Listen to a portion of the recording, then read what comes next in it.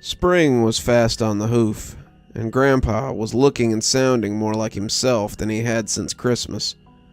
The doctor had said he could step down to 1 breathing treatment a day, and as the snow melted and the weather became fair, we got about cleaning up the old vegetable garden so we could begin planting. Grandpa was all smiles as he set to work, hoeing up the earth and breaking up the old roots as he got ready to plant the veggies that would grace our table very soon.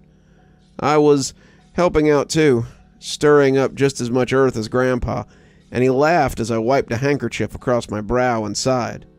"What?" I asked, smiling despite myself. "You look like a real sod-buster, kid." He gave a sigh of his own, taking a seat on a nearby stump as he surveyed the little garden spot. "I always love spring in the mountains. The growing time always makes me glad I found my way back here." As he said it, I realized I'd been thinking of something for a while, but hadn't vocalized it till just this minute. "So how was it that you came to be back in Georgia?" Grandpa gave me a funny look. "What you mean, boy?" "I mean, you seem to have built a pretty comfortable life for yourself in Alaska.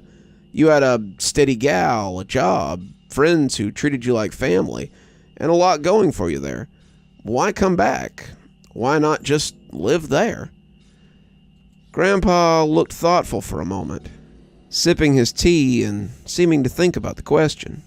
"Well, I suppose it all came back to your great-grandmother."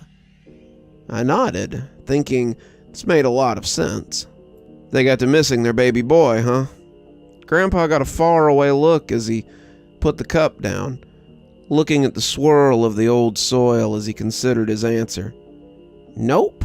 Your great-grandpa was the real reason I came back, I suppose. He wasn't doing too good, and one day your great-grandma told me exactly how bad it was. I had just come back after a long day of driving truck and delivering building supplies when John told me my mother had called while I was out. It wasn't uncommon to get a call from your great-grandma. She was curious about my courtship of your grandmother and how my life was going up in the frozen north, but to call several times in one day wasn't quite so common. It was expensive to call in those days, and I knew that something had to be going on. When she picked up on the first ring, my fears were established. 'It's your dad,' she said, not even waiting or needing to wait to see who it was. 'He's in a bad way.' My dad, your great-grandpa, had been a sometimes farmer and a lifetime logger. We hardly had enough land to make farming something to pay the bills with, so Dad worked in the woods most of the year to pay the bills and keep the loan office off our backs. He'd been in the woods with his logging company when a tree had struck him. The kid who had felled it was new and hadn't called it quite quick enough. Dad, unfortunately, had paid the consequences. It broke both his legs, but there was speculation that he might be paralyzed as well. They wouldn't have worried if he'd been screaming about those broken bones, but the fact that he couldn't feel them made them really worried. I know you're making your own way up there, but we really need you at home right now. Your father won't be able to work for the foreseeable future, and I can't do it on my own." So I hung up the phone and figured I had a big decision to make. John must have seen that on my face, because he took me out to the porch and handed me a beer and asked me what was going on. 15 minutes later, he said it sounded like I only had 2 real options. You either go home and help your family, or you stay here and forget them. I blew out a sigh. That's some pretty stark decision-making, John. Stark or not, that is the decision you have to make. He was right, of course. My Mother hadn't told me I had to come home, and even if she had, I was no child to be called home by my mother's insistence.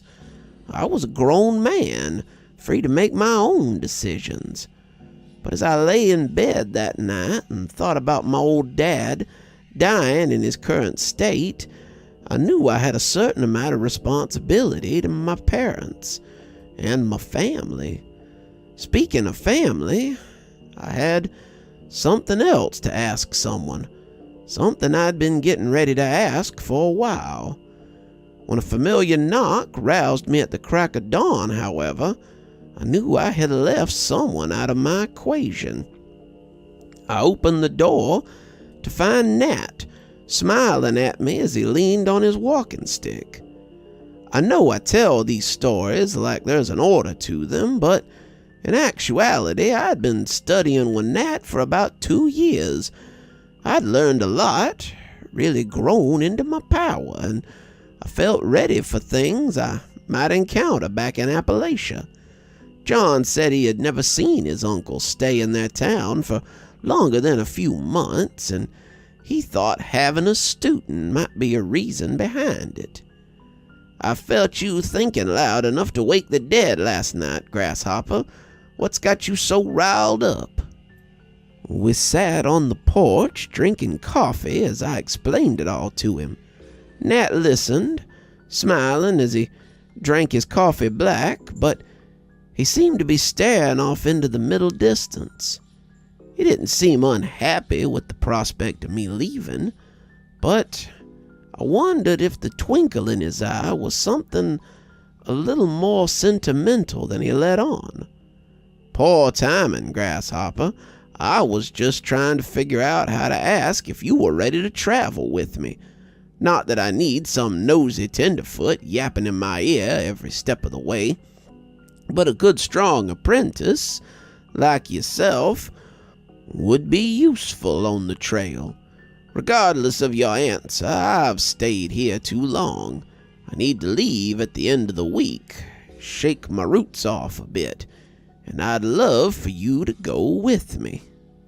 I started to say something, but he put a hand up to stop me. I realize that you have a life here, however, and the nomad lifestyle may not be for you. Take it as providence, kid.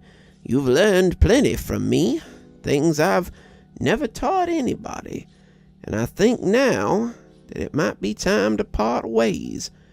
Maybe someday you'll meet someone to teach as I've taught you.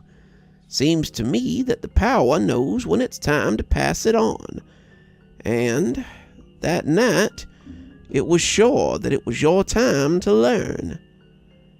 I thanked him for all he had taught me, and he hugged me before hobbling back off into the woods. I never saw Nat again, but his presence never quite left me. After that, I needed to go talk to Dwayne. I knew I was stalling, afraid of what your grandmother might say when I went to ask her, but I justified it as getting my business done in town first. Some of that business would be done at Dolly's pawn shop in Wellerbrook, but a lot of that would depend on how things went with Dwayne. He'd be sad to lose me. I was one of his best drivers, but it was unavoidable. He was waiting for me when I arrived, and it was pretty clear that John had called him and spilled the beans. I understand you need to talk about something kinda important. He offered me a beer, and I took a seat to fill him in. He understood, but still wasn't overly pleased about it. To my surprise, he reached into his pocket and handed me a check. "This is yours. I want you to know how much you helped me grow my business. It's weird to think how we started out with a couple of trucks and a contract with the dairy and Mesa Construction. You've been instrumental in making this place profitable, and I'm going to miss having you around." The check was for $500, a small fortune in those days, and When I asked what it was for, Dwayne told me it was my share of the company. After you made it a whole year, I started putting a little aside for you. You and John are as good as founding members, and I feel like you deserve a stake in the company. I thanked him for his generosity, and we exchanged handshakes before I rode off into the sunset. When Dwayne's son finally sold the company in 1995, John told me that he sent him a check for close to $5,000. He had invested when it was still small, giving Dwayne about $800 to get him going, and he got it back in spades. John's kids enjoyed it, I reckon, because he died a year later. He was 68, I suppose. It's a damn shame. Hit his wife awful hard.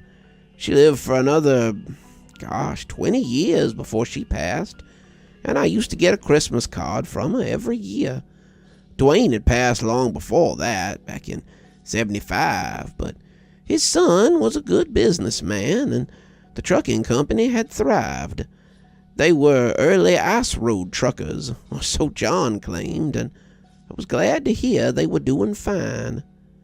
With that, I stopped at the bank and closed my account, and then went to Dolly's and got the other part of my business. With $500 extra in hand, I could afford to be generous. When I rode out of town, I was pretty well ready for what was to come. I had to sit down outside the diner for a little while, had to work up my courage before I went in. She was on shift, but she took one look at me and asked her boss if she could take a little break. "Better make it a long one, darling. I need to talk to you about something important." She told me a year or so after the fact that she believed I'd come to break up with her, and when I told her that I had to go back to Georgia, she was sure of it. Well, I won't pretend I didn't see it coming. It was a sweet time, but I can't ask you to choose between me and your father. Long distance never works, especially not this kind of distance, so it might be best if we just... She turned around and gaped as I took a knee in the snow and held out the ring I'd gotten for her from Dolly's. The pawn shop was no fine jeweler, but the ring they had was pretty good. I had found something pretty, not too gaudy, and she covered her mouth when I presented it to her. "I don't want to choose. Melinda Rachel Drainer, will you marry me, be my wife, and come home with me to start our life together?" She never hesitated. She wore that ring right up until the day she died, and only took it off to give it to me on her deathbed. "We need to talk to my parents," she told me, "but yes, I will marry you, Jacob Reese." We kissed right there in the snow, and she went in to give her boss the bad news. Next stop was to talk to the soon-to-be in-laws. Her parents were surprisingly supportive of her decision.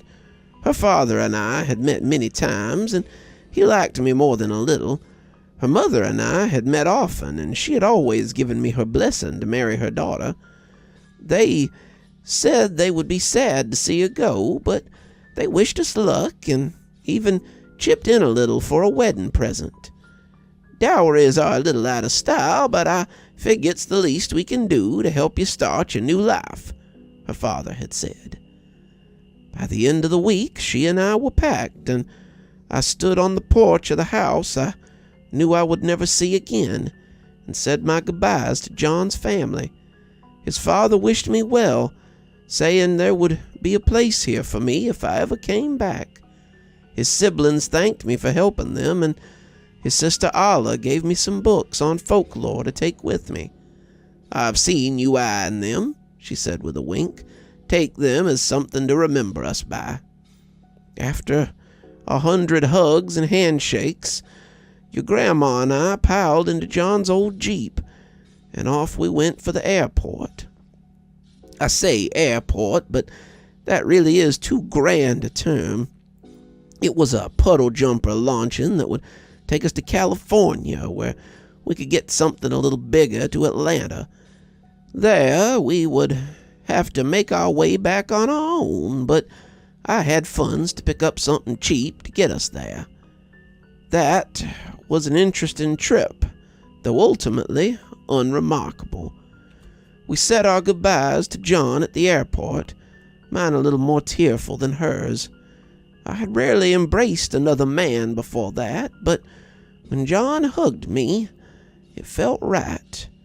"You're my brother, Jack," John said in my ear, the smell of his aftershave, a memory I'll carry forever. "No matter where you go, just know that your family will be with you. It's been an honor to know you." "All right," I told him as we stepped away from each other. "I should hope so," he said. He stayed until our plane pulled away, and that's how I remember him, standing tall by the tarmac as his hair blew in the manufactured breeze. That was the last time I saw Alaska, outside of my dreams at least. Grandpa looked wistfully at the sun as it set behind the trees. "I did right, and called once the telephone lines got a little more stable up there. Before he died, I was calling him at least once a week, and I think that's why we stayed close. He could never afford to fly out to see me, and I was never able to justify the cost of flying to see him. Time passed, but we never lost contact until time severed our friendship. I wish I could have gone to his funeral. Wish I could have seen his children. Of all the things I regret, that's probably the one that hurts the most." We didn't say much after that. We just sat and watched the day pass as Grandpa visited with his ghosts. Hey there, everyone. It's Dr. Plague. Just wanted to pop in at the end to let you know that this will, for all intents and purposes, be the end of year 2 of Grandpa's stories. I've got a big story planned for a little while later, hopefully involving La Dama de Blanca, among others, as it's going to be a bigger one like the Bone Collector story, and revolve mostly around her and Grandpa's grandson as they try to meet what may be his grandson's soon-to-be in-laws. It's been a real pleasure writing these stories for you, and a real joy to bring them to you. I never have to question where the vote's going to go when it comes between Grandpa and another story. You guys always pretty much bet on Grandpa. When I wrote my little story about Grandpa's friend being a tree all those years ago, I never really thought it would take off quite this much, but I'm glad you guys have been here for the ride, and I look forward to what comes next for Grandpa and his grandson as they continue on in their strange place in the Appalachians. You're still here. Thanks so much for joining us for tonight's spooky tale.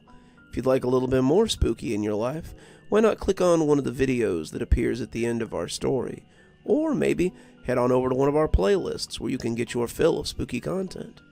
If you like your spooky a little more tactile, I've got a new book that's come out. If you'd like your own copy, there's a link below in the description where you can get your own copy of my spooky book. If you like what you see here on the channel and think you might like to support in a more monetized way, then why not come over to Patreon or become a member on YouTube? Speaking of, let's go ahead and thank our members now. Thanks to Civ Garstad and Unicorn Hollow for being our spooky ghost contributors. Thanks to Janet, Lee Kendall, Saikat, Ronda J, Sue Casper, and Valinator for being our spooky skeleton tier contributors. And thanks to Hi Stacy, Winter, Xaronan, Stephanie Carrington, Tyler Parker, Cinnamon Fox, Sarah ASMR42, Grim Reaper, and TomBoiTopUwU for being our Ghostly Reader tier contributors. And a special thanks to Grim Reaper, who appears to have subscribed not just on YouTube, but also on my Patreon. Thanks, everyone. We just couldn't do the show without you, and your support is always appreciated. If you'd like to support the channel, then come on down to Patreon, or become a member on YouTube. Spooky Skeleton tier contributors, that's our $5 tier, get their spooky 12 hours early at 8:30 a.m. as opposed to 8:30 p.m. My time, of course. And while Ghostly Reading is only a tier that's available on Patreon, you get a signed copy of my book anytime I write one on your doorstep in, hopefully, a timely manner. If you'd like a book, we have many on Amazon. I've got links below if you'd like to follow those. Should get you to my page so you can buy any one of my 8 books I believe we're up to now. I'm sure they'd look really nice on your shelf, and I'll sign them for you if you can find me out in the wild. And as always, thanks for stopping by. Dr. Plague, signing off. Have a wonderful evening.